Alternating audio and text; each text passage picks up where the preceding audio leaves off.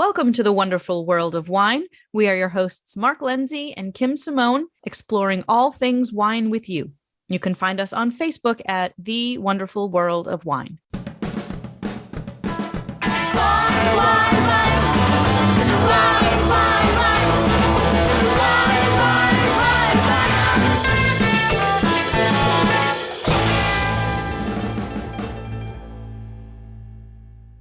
Hello, everyone, and welcome to the wonderful world of wine, our weekly radio show and podcast where Mark and I discuss all things trending in the wine world. And how are you this week, Mark? I'm great, Kim. How are you? I'm pretty busy, but I'm doing very well, thank you. Well, it's good. Keeps you out of trouble. That's right. We don't want me in trouble. No. And it's all like wine related, believe it or not. So yeah, very busy time in my life right now. Well, that's a good thing. Yeah, so things are good. Good. So we first off need to talk about something that is ongoing in the country of France and a couple of other places, to a lesser extent, Italy and a little bit in England.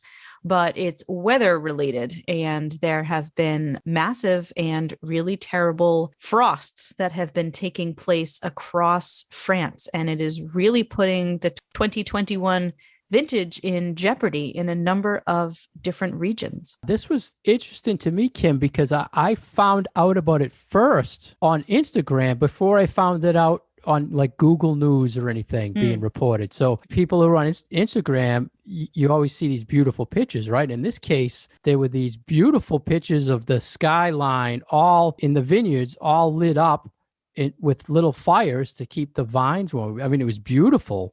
And I felt kind of bad because it's, on Instagram, you can only like something and you don't really want to like it because people think it's something good happening there, but it's something very, very bad that's going on. So this is, when we talk about vintage, what does vintage matter? And what does the year of, when the grapes were picked, what does that matter?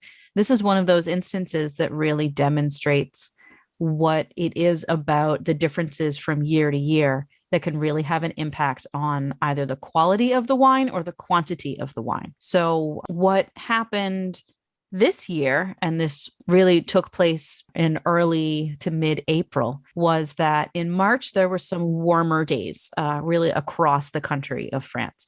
So as the temperature is warming up and the soil is warming up, the vine is saying, hey, it's time for me to come out of my winter slumber and start becoming a plant again that looks like it's actually alive. So leaves and buds and all that springtime stuff that we see for our trees and our flowers and our fruits everywhere. So the plant started waking up. It started producing leaves. It started producing buds. And then the regions were hit with this cold snap, like really cold, like below freezing.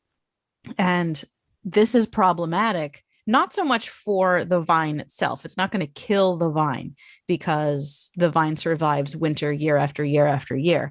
But because a lot of the vines had already started to bud, what happens is the frost will kill those buds. And the bud is what leads to the grape clusters. So one of the biggest impacts was on Chardonnay vines, because the Chardonnay vines are one of the earlier budding varieties of grapes that they grow in France. And so there's quite the concern that like practically the entire Chardonnay crop in Burgundy has been wiped out.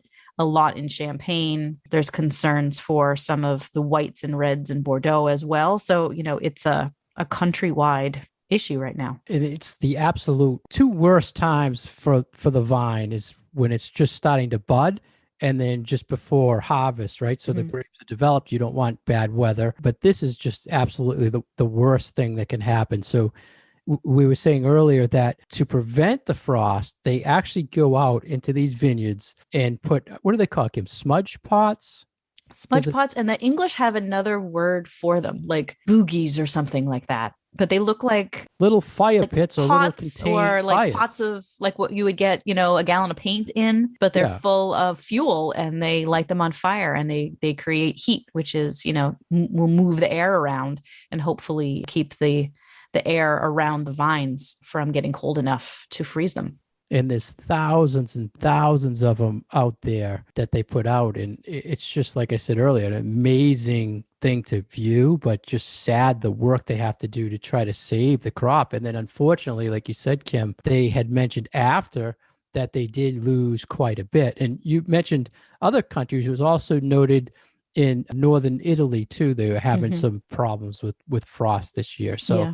I don't think it's quite to the extent. I know I've been reading some things out of Piedmont that they were concerned about some of the grapes in that region, because it is a more northerly region. But I had also read that England was having some issues with this, and I think Germany as well. I saw Bordeaux. I just recently saw a chart where a good chunk of Bordeaux was also hit with frost. So were they concerned about any particular grape variety in Bordeaux that you noticed?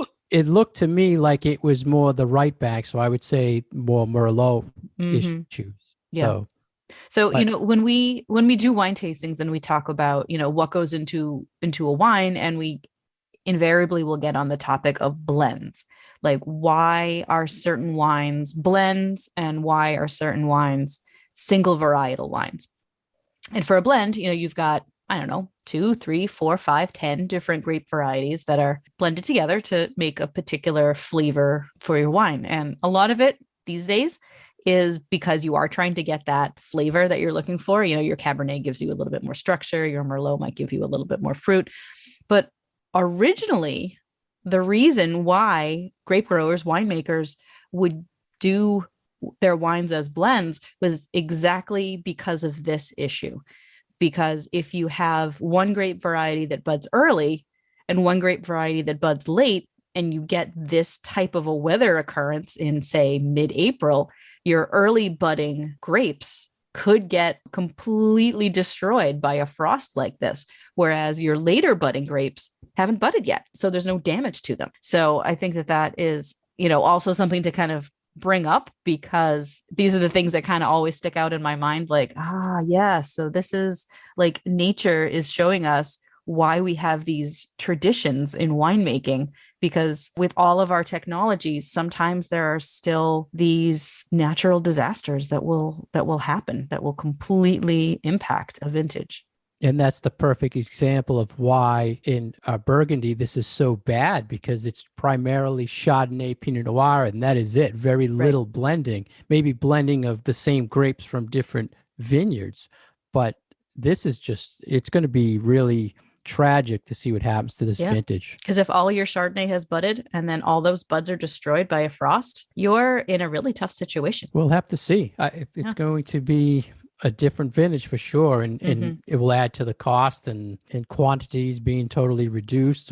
But we'll see. Right. We'll keep an eye on it. A lot of the winemakers are saying that they don't know yet. They'll have to wait a couple of weeks to find out if that fruit still is going to be salvageable, and they'll know once the plant starts producing leaves and clusters and flowers and things like that. But yeah, a lot of the pictures that were coming out of France and England really were quite stunning, like you said. And there are a lot of these different ways that winemakers try to fight against nature. And those sorts of things really do make good photography. In this article that we were reading from Decanter, and Decanter has like a whole bunch of articles about this topic right now up on their website, but there are those fire pots, but then they use like big fans sometimes in the vineyards. And there was even uses of helicopters to move the air around, which is like, wow, talk about trying anything and everything to keep the air moving and to, just raise the temperatures just a few degrees that your plants don't freeze. I'd imagine they're doing anything they can. And sometimes you even see they spray water, which it must have been so cold they couldn't even do that to save them. Maybe. And that process also makes really stunning photos. You'll see a picture of a newly budded grapevine where everything is completely encased in ice, and it's so beautiful. But then you're like, wow, like that is that good? Is that bad? It's really pretty, but that doesn't seem natural and doesn't seem normal. But you do that, and then the temperature of the bud can't go below 32 degrees because it's got the ice around it. So yeah, very interesting ways that people have come up with to try to mitigate this. So we'll keep you all informed with what we hear about the 2021 vintage from France, and hopefully they've been able to salvage some of the vintage for these newly budded grapes.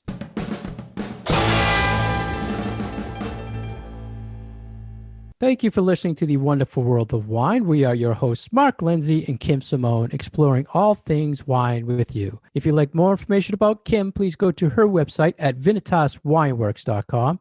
If you'd like more information about myself, please go to franklinliquors.com.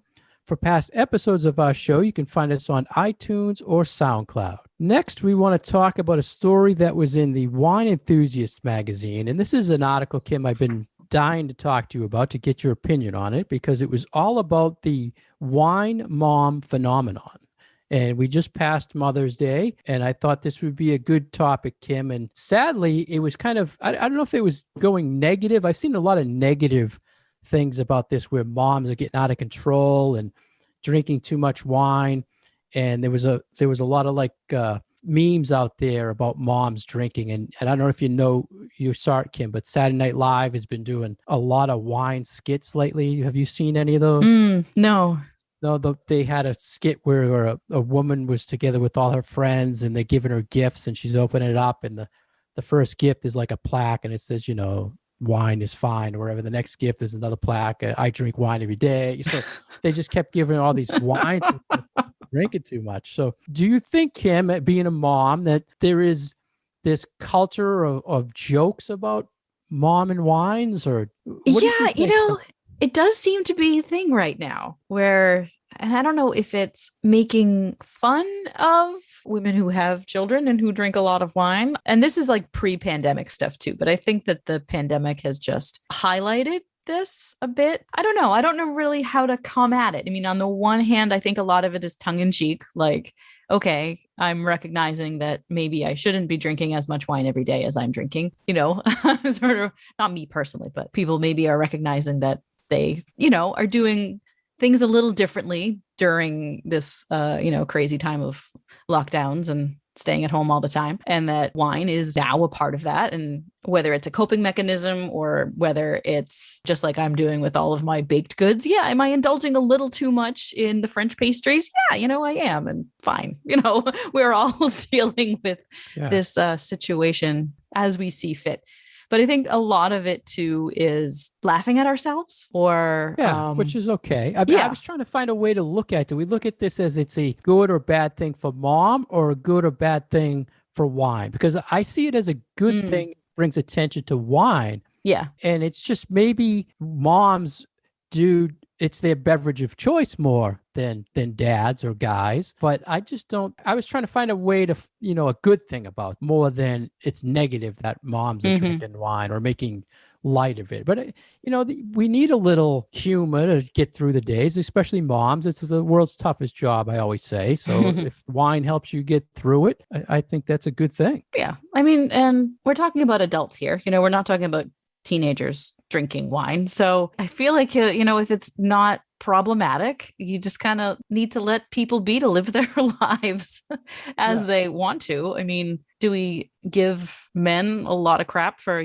sitting around and drinking a couple of glasses of whiskey? Like, no. So let's leave the moms alone for, having a glass or two of wine at night after the kids. That was one of the things I was thinking too, is that why is it wine mom and not beer mom or whiskey dad or something like that? I did see a stat that said, if you were to Google search, and I should have tried this, but it said if you Google search like moms and wine, like one of the top hits that you get is crafts, craft items with mom jokes, like the glasses with things on it. So it is like a trend on Google as far as what people search. Oh yeah. And like certainly with the memes, there's a lot of women and wine drinking memes, but so what?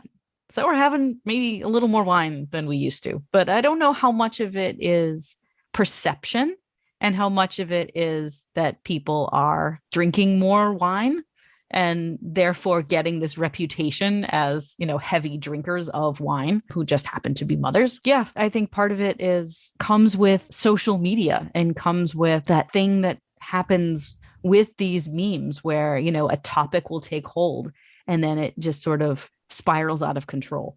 So Yeah, I think that might be part of it too, sort of a social media influence.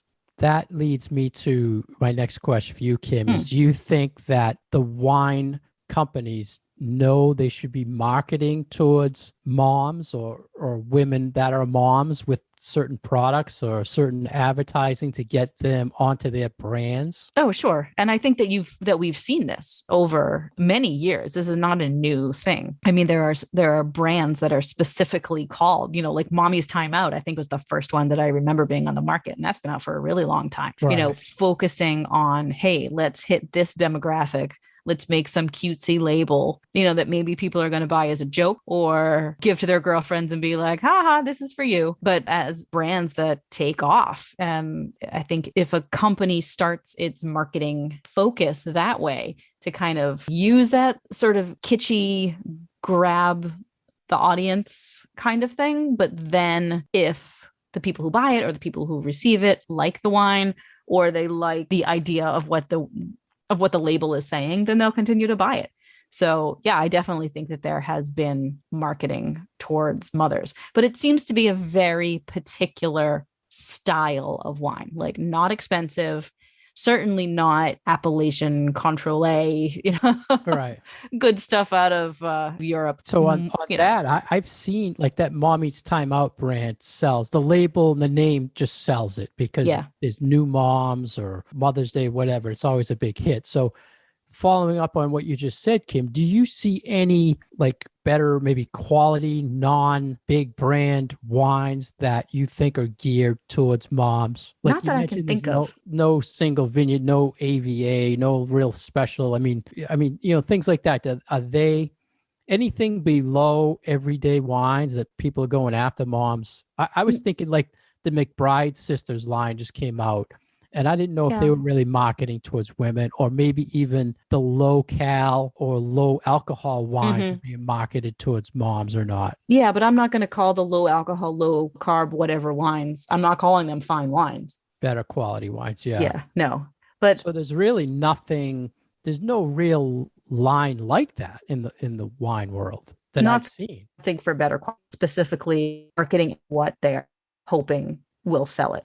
Yeah. So what about, have you heard about like the Hallmark wines? I've heard about them. Yes. Do you think that's tailored towards moms? Moms, I don't know. Women, probably. Yeah. But not all women are moms. Oh, well, that's an interesting thing you just mentioned there. So I'm just trying to think how to word it now. So you would think there's a brand that maybe marketed to a woman who's not a mom. Yes. What would that be? What would you think? That's such a loaded question. And I feel like marketers have been trying to do that for a really long time. We're just finally coming out of sort of the stereotypical wine descriptions of talking about wines as, lighter wines are for women and, gutsier wines are for men and sweeter wines are for women and yada, yada, yada. Yeah. Funny stories. I used to have customers come in to the store to buy wine and they're like, I'm looking for a wine for a woman. I'm like, okay, like you got to give me more than that, dude. Right. but then like my follow-up it would be, okay, and what kind of wine does the woman like? Like there's no like set wine that says, okay, this is just for women. So yeah.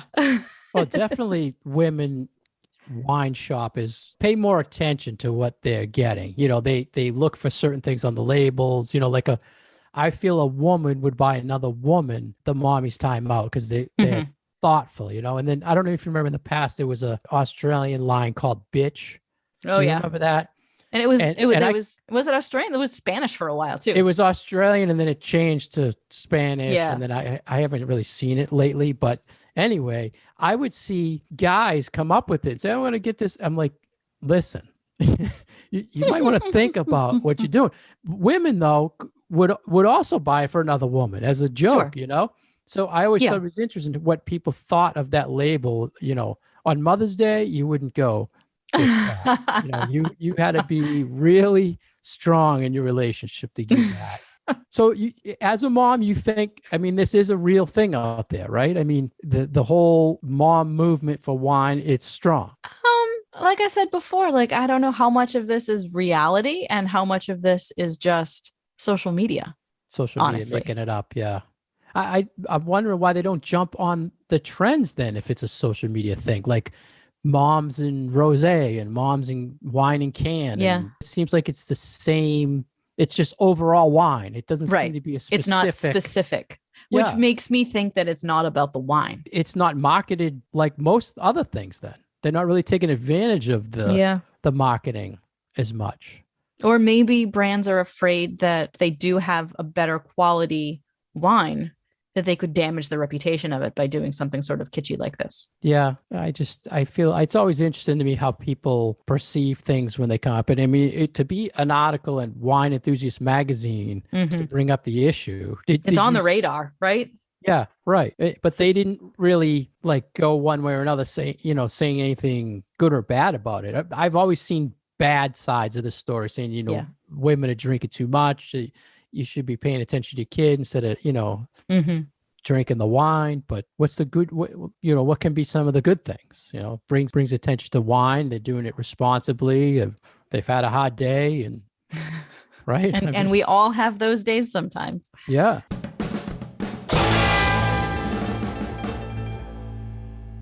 You're listening to The Wonderful World of Wine, and we are your hosts, Kim and Mark. You can find more information about myself at vinitaswineworks.com and more information about Mark at franklinliquors.com. Welcome back to The Wonderful World of Wine. We are going to tackle a wine term that you may have seen on a wine bottle or in a wine review, and the word is extraction. So what immediately comes to mind when you hear the word extraction in relation to wine, Mark? Years ago, Kim, I used to always think of this as like, it would trigger something in my brain that's something bad, like they're doing something bad to the wine. Really? I never interpret it correctly. I mean, talking long early on into wine. Okay. But the true definition is just taking things out of the grapes to put it in some sort of liquid form, right? Just exactly what it sounds like, extracting things out of the grapes. Yep. And this whole process is how they do it. What do you immediately think of when you hear extraction? I mean, it's definitely geeky. Our listeners, this is a geeky thing, but we just want everyone to know, what it is. Yeah. No, I totally overwhelmingly positive for me. It's a winemaking term. And you usually hear it in relation to red wines because so much of the character of red grapes are contained in their skins. So the way we make red wine is you have to have the juice of the grape in contact, all mushed up together with the skin of the grape, so that either the water soluble things in that grape skin can be pulled from it into solution, or as it starts to ferment, you've got alcoholic fermentation going on, and then that alcohol will pull other things from those grape skins. So you get tannins and you get color and you get flavor and you get all of these chemical components like anthocyanins, which are the chemical that gives fruit its color, that's really, really good for you. So it's why grapes are good for you, and it's why blueberries are good for you, and it's why cranberries are good for you, because they have a lot of color, so that those color compounds are good for human health. But there's a lot of balance that winemakers have to do during this process to only extract the good things and not extract some of the bad things. And, sometimes you can extract too much, and then you have a red wine that's overly tannic, or not enough, and you have a wine lighter than you expect. So, it's one of those things that I think winemakers have learned by trial and error over the centuries of making wine, but there's also a lot of science that goes into it too. And you mentioned it, Kim, if it's something that's an unbalanced extraction, it's called over extraction. So you can hear that term used a lot as well. You also mentioned balance, Kim, and I wanted to ask you, does extraction lead to good balance in a wine, do you feel? I think it depends on the wine. In the style, in the type of and the grape, the and the style right? that the winemaker is going for. Sure. What about, do you think a winemaker that does an extraction process, is it lead to a better quality wine? Again, I think it depends on the wine. There are some wines that do have more extraction going on in them, and then those are wines that maybe need a little bit more time in barrel to age, or a little more time in bottle to age, in order to sort of soften out some of those rough edges. But then there are other ones that don't have a lot of extraction. They're still really delicious, but are made to be consumed a little bit earlier. They don't need that extra time to kind of round out those rough edges. So for me, it's neither a good nor bad. It's what are the best qualities that particular grape variety can give? What style of wine is the winemaker looking for?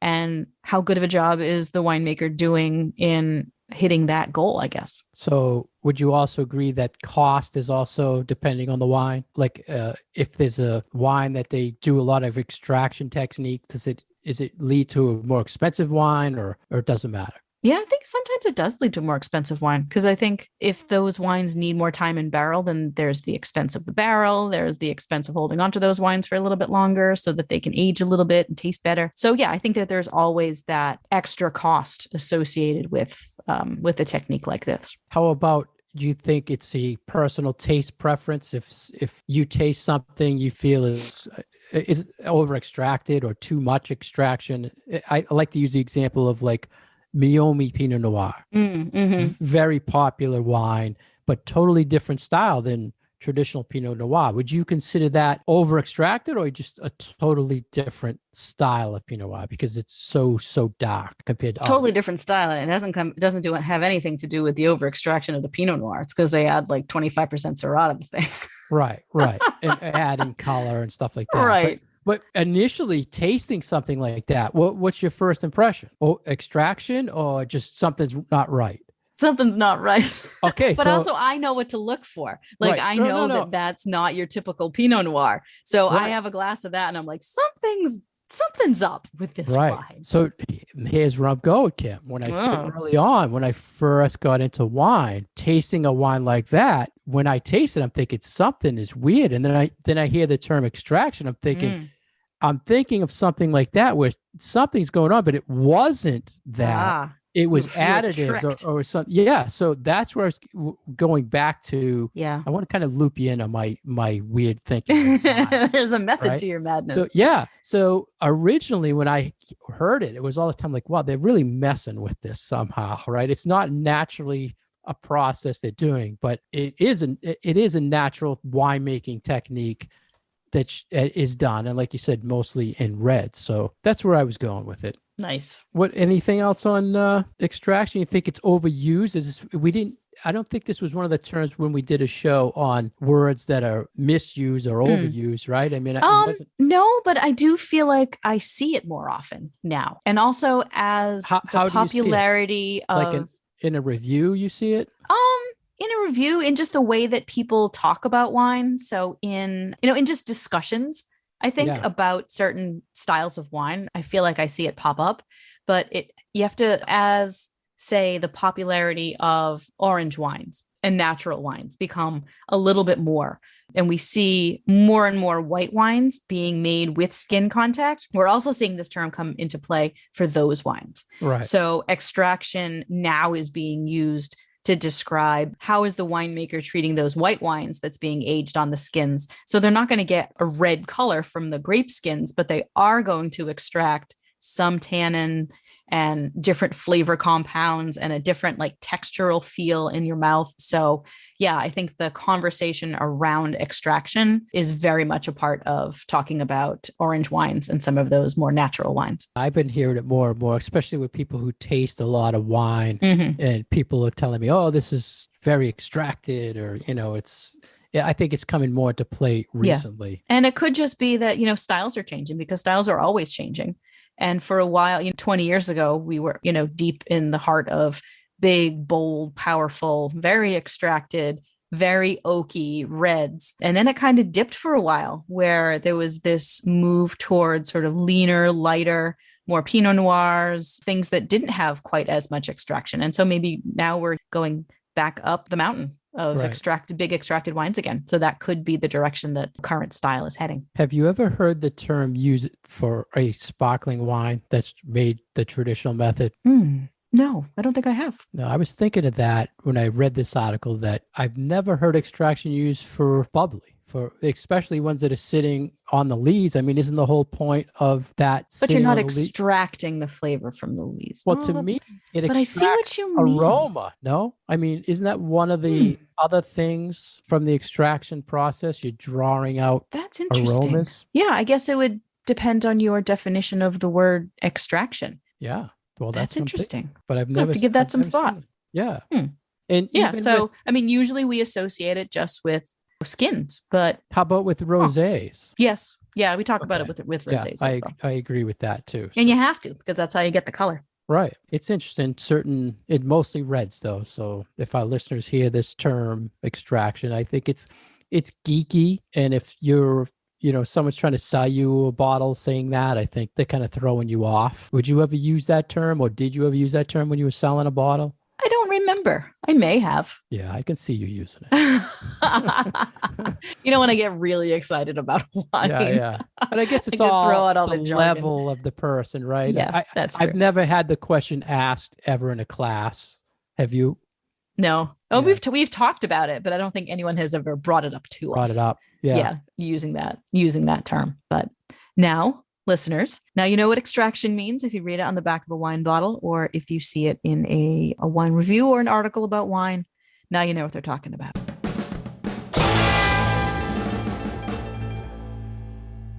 Thank you for joining us today on The Wonderful World of Wine. We've been your hosts, Mark Lindsay and Kim Simone, exploring all things wine with you. You can find us on Facebook at The Wonderful World of Wine, and you can find our past episodes on SoundCloud or iTunes. Cheers.